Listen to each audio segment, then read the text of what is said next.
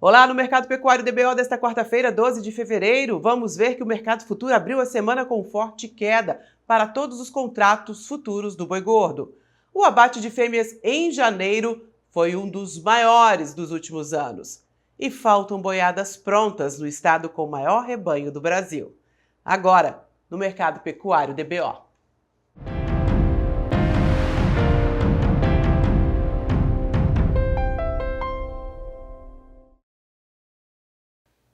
As escalas de abate seguem confortáveis na maior parte do Brasil, principalmente aí com a participação maior das fêmeas. É que o descarte de vacas vazias após a estação de monta parece que começou mais cedo esse ano. Em janeiro, o abate de fêmeas foi 10% maior na comparação com o mesmo período do ano passado. Um índice surpreendente, né?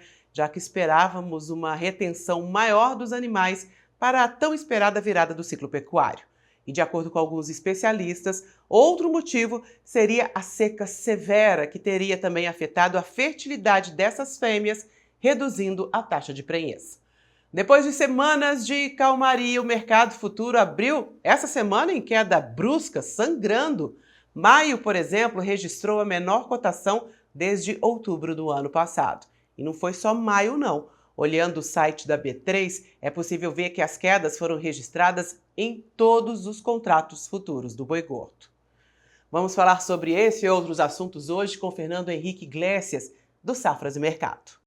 Fernando, muito obrigada pela presença aqui no Mercado Pecuário DBO. Essa queda brusca em todos os contratos do mercado futuro. O que está acontecendo? Olá, é um prazer estar aqui no Mercado Pecuário DBO em mais uma oportunidade. Bom, basicamente o que nós estamos acompanhando aqui nesse banho de sangue, né, que está acontecendo na B3, é que a expectativa futura que o mercado está enxergando para o mercado boi, o viés, principalmente para os contratos do primeiro semestre, é de queda de preço, é de queda das cotações, tá? É mercado recuando. Então, isso aí está levando a essa queda tão agressiva, está levando a esse movimento. Nós saímos de uma arroba do boi gordo semana passada a 330 em São Paulo, para uma arroba do boi gordo agora 315, 320 até 325. Então, isso por si só já é um elemento baixista a ser considerado. O que nós estamos observando no mercado físico é uma evolução da oferta, em especial a oferta de fêmeas, na região norte do Brasil. Isso tem desestabilizado vários estados aí ao redor do país. Nós temos que lembrar aqui, para quem nos acompanha, que a região norte ela é superavitária em produção de carne e demais derivados do abate. Então, basicamente, ela ajuda a abastecer outras regiões do país que não têm essa produção tão ampla assim. É o exemplo da região nordeste e até mesmo a região sudeste. Tá? Outra questão é que os frigoríficos em São Paulo, eles estão testando patamares mais baixos de preço de sexta-feira para cá. E isso explica também por que os preços estão caindo na B3. O que a B3 está precificando? O que o mercado futuro está precificando? Uma tendência de baixa das cotações agora no curto prazo. Está intensificando esse movimento. Está entendendo, está interpretando que com as variáveis que nós temos hoje, os preços da arroba do boi gordo no mercado paulista nos próximos dias devem continuar caindo, devem seguir aí nessa batida, nessa tendência de queda aí no curto prazo. E você concorda com isso? A tendência é de queda? Por enquanto, o viés é de queda dos preços. Nós temos uma expectativa de queda das cotações, de continuidade desse movimento. Temos uma exceção no Brasil, que é o mercado do Mato Grosso, mas quando nós olhamos para o restante do país, cotações pressionadas, em especial na região norte. A região norte, praticamente inteira, ela trabalha com preços da arroba abaixo dos R$ 300. Para se ter ideia, quando nós olhamos para preços no Acre, por exemplo, estamos falando de uma arroba que trabalha entre 250 e 255 reais. Quando nós olhamos para Rondônia, é uma arroba do boi gordo que trabalha na faixa dos 280. No Pará, tem negociações acontecendo ali entre 285 até 300 reais, dependendo da região do estado. O Pará é muito grande, logicamente. Então, nós temos aí essa movimentação de queda dos preços e isso vai interferindo na formação de preço de outros estados. Para São Paulo, os frigoríficos estão tentando comprar boi na faixa dos 315, 320, no máximo sai negócio a 330 e eles estão cada vez mais escassos, cada vez mais raros essas negociações acontecendo nesse patamar de preço.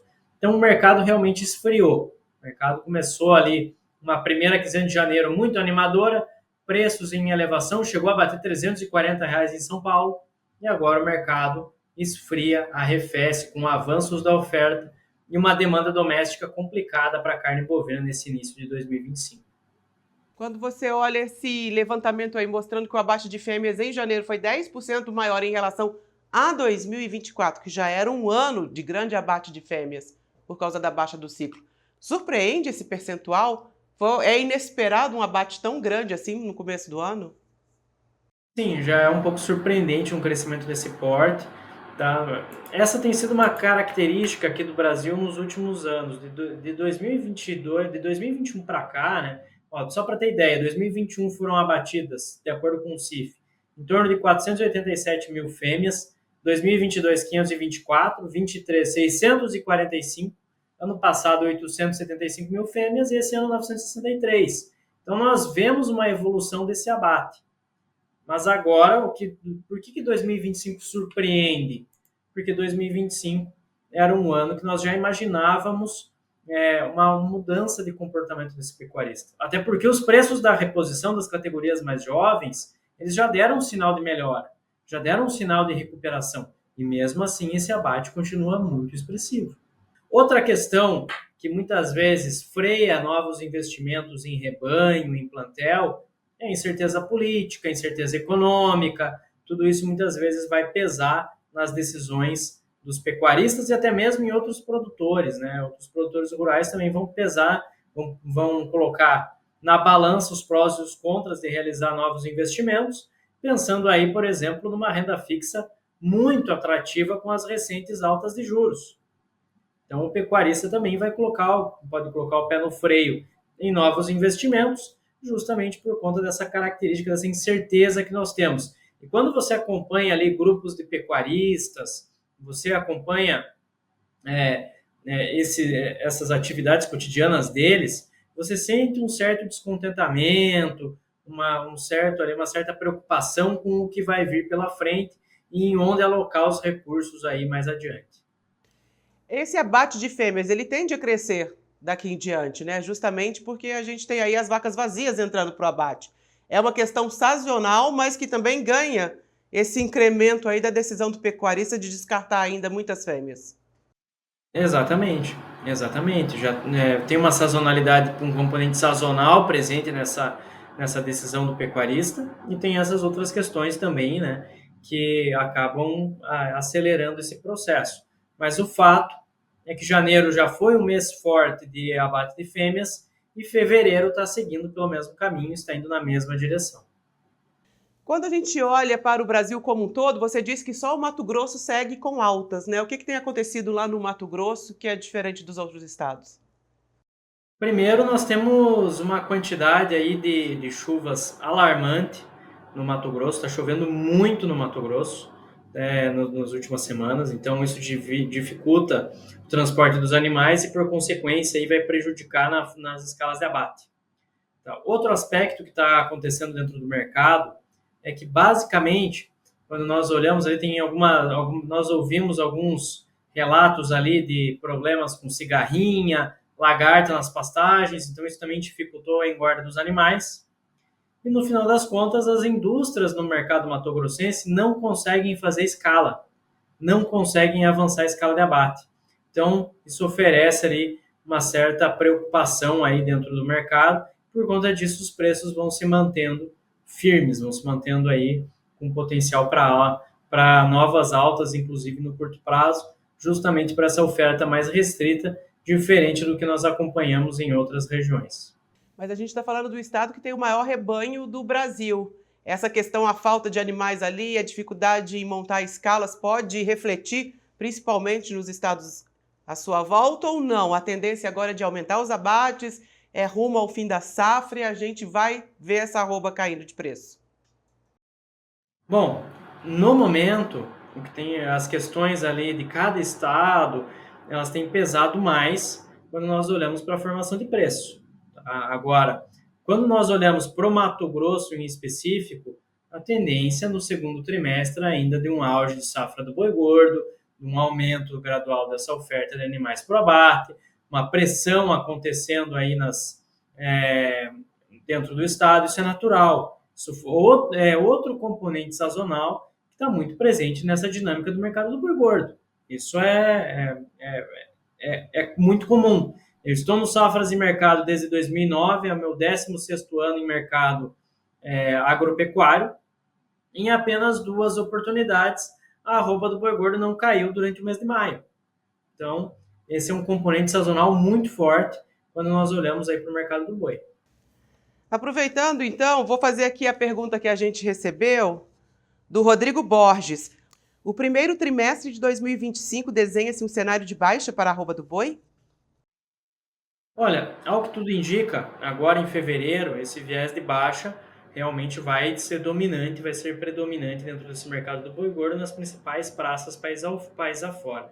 Para março, nós temos algumas variáveis que geram um pouco mais de otimismo. Tá? Primeiro, é uma boa capacidade do pecuarista em cadenciar o ritmo dos negócios. Tá? Isso é muito importante nós posicionarmos isso. E outra coisa que acontece é que, basicamente, nós vamos ter ainda uma demanda muito interessante para a exportação. A demanda por exportação é fantástica. O Brasil aí caminha para mais um recorde de embarques agora na atual temporada. Então, para fevereiro, viés de queda. Para março, aí a gente pode ver alguma recuperação de preços da arroba, considerando a primeira quinzena do mês que entram os salários na economia, uma exportação forte, e essa capacidade de cadenciar o ritmo dos negócios que o pecuarista tem. Então, tem potencial sim para alguma recuperação de preços durante o mês de março. Falando em exportação nesse momento, a gente acabou de sair do Ano Novo Chinês, das comemorações. Quando a gente vai ver as compras dos chineses refletindo internamente? Tem chance ainda deles ajudarem a impulsionar bastante a exportação em 2025? Olha, a China deve priorizar compras aqui do Brasil, tá? A China concentrará compras aqui no Brasil, seguirá comprando grandes volumes, e esse mês de fevereiro a gente já vê uma presença, uma maior atividade chinesa ali nas compras, já está mantendo um bom ritmo de compras, e nós devemos ver aí essa constante ao longo de todo o ano de 2025. Só quero colocar aqui um asterisco. Asterisco, aquela investigação que está sendo conduzida na China, que eles estão investigando ali a possível interferência na produção local por conta do grande volume de carne bovina importada nos últimos anos, não só aqui do Brasil, como de outros países, tá? E o resultado dessa investigação pode resultar num aumento de tarifa. O que se diz é que a tarifa pode subir ali para até 20%, mas isso a gente só vai ter certeza quando essa investigação for encerrada, e isso deve acontecer lá em agosto, setembro desse ano. Tá? Então, essa é uma questão que pode interferir nas nossas exportações. Leonardo Lima Santos, quando teremos um boi gordo a R$ 380 arroba? Bom, potencial para 380 nós temos no segundo semestre. Demanda muito aquecida, em especial para as exportações. Exportação vão ser o fio condutor aí quando nós olhamos pelo prisma da demanda. E nós temos também essa expectativa de um abate começar a reduzir ali nesse segundo semestre em função dessa inversão do ciclo pecuário. Tá? Então, isso é fundamental nós termos esse entendimento. O mercado vai caminhando ali para um cenário de inversão de ciclo. Preços da reposição devem ficar mais altos, então o pecuarista tem que ter atenção a isso, que a alta dos preços da arroba não é simplesmente a variável mais importante, ele precisa pensar que os custos também vão aumentar, os custos de reposição em particular. Então, tem que ter esse entendimento que muito provavelmente as margens de 2025 serão margens menores quando nós comparamos a 2024, justamente por conta dessa questão de elevação de custo. Então, essa arroba ali a 370, 380, 390, que o pecuarista tanto sonha, muitas vezes não vai ser isso que vai garantir margens superiores quando nós comparamos a 2024. Nós sempre temos que pensar no seguinte: a fórmula para você ter prosperidade e longevidade dentro do negócio é o aumento da margem de lucro. Tá? O preço da arroba por si só, ele não vai ser a única variável ali, né, que vai garantir esse resultado. Você também tem que fazer boas compras de reposição, comprar aí nutrição animal com bons preços, tudo isso é importante. Mas aquela alta que a gente viu no segundo semestre, repentina, brusca, tão animadora, vai demorar para repetir de novo. 2024 foi um ano de exceções, né? Nós tivemos ali o pecuarista fazendo boas compras de reposição no início de 2024 e os preços da arroba explodiram de uma maneira muito contundente, de uma maneira muito agressiva. Então isso foi um elemento aí que trouxe ganhos de margem que foram espetaculares para o pecuarista brasileiro em 2024. Exceto o pecuarista focado em cria, né? Nós temos sempre que colocar esse asterisco. Os anos de 22, 23 e parte do ano de 24, eles foram aí complicados para esse pecuarista que trabalha com cria. Fernando, então se a gente pudesse resumir essa segunda quinzena de fevereiro, olhando principalmente pelas projeções do mercado futuro, qual que deve ser a atitude do pecuarista? Seguro que puder os animais, já comercializa agora? O que ele deve fazer para não sair tanto no prejuízo? Os preços devem continuar, os frigoríficos devem continuar testando patamares mais baixos de preço. Devem seguir testando patamares mais baixos. A grande questão aqui é o seguinte: se o pasto oferecer com capacidade de retenção, aí você pode sim segurar os animais e encontrar melhores oportunidades de venda mais adiante. Tá? Mas é sempre uma decisão ali de acordo com as necessidades desse pecuarista. Se ele precisa fazer caixa, se tem alguma necessidade, algum compromisso na fazenda para honrar. Então, tudo isso é importante para a gente considerar também nas decisões que esse pecuarista vai tomando aí no dia a dia. Mas, lógico, sempre tem a perspectiva de você trabalhar redeado dentro do mercado, trabalhar protegido, para você se precaver desse tipo de movimentação. O pecuarista poderia ter comprado puts, o pecuarista poderia estar operando no mercado futuro.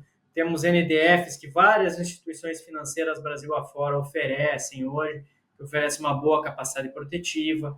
Então, existem muitas alternativas para você se proteger desse tipo de oscilação de preço. Eu te agradeço imensamente a presença aqui no Mercado Pecuário DBO. Seja sempre muito bem-vindo.